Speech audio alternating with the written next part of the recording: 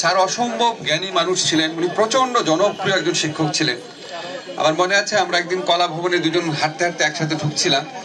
তা আমি খুব রেগুলার টক শো করতাম, লেখালেখি করতাম, আমাকেও অনেক ছাত্র ভালোবাসে, কিন্তু আমি দেখলাম স্যারকে আরো বেশি ভালোবাসে। আমি স্যারকে এটা বললাম, স্যার খুবই হাসলো, মানে খুবই বিনয়ী মানুষ ছিলেন উনি, তো সেটা মনে পড়ে। আর উনি প্রচন্ড আপনার নির্লোভ একজন মানুষ ছিলেন।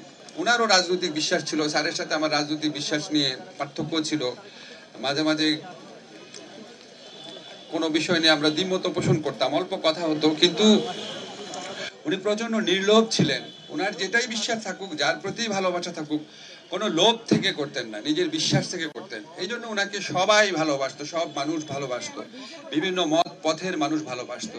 উনি যেটা বলেন, ওনার নিজের বিবেক, ওনার নিজের প্রাজ্ঞ যে হৃদয়, সেটার থেকে বিশ্বাস থেকে বলেন। উনি অনেক বড় লেখক ছিলেন, অনেক বড় চিত্র সমালোচক ছিলেন, এবং ওনার একটা অসাধারণ গুণ ছিল, উনি প্রচন্ডভাবে নতুন যারা লেখক আছে বা নতুন যারা আপনার অন্যান্য ক্ষেত্রে জানি না, আমি লেখকের ক্ষেত্রে জানি, লেখকদের উনি প্রচন্ড সাপোর্ট করতেন।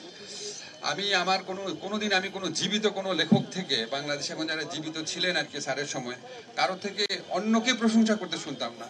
উনি নিজের থেকে বলতো যে তোমার এই লেখাটা পড়েছে, এটা খুব ভালো হয়েছে, এরকম হয়েছে। তো এরকম একটা অসাধারণ হৃদয়ের বড় মানুষ উনি।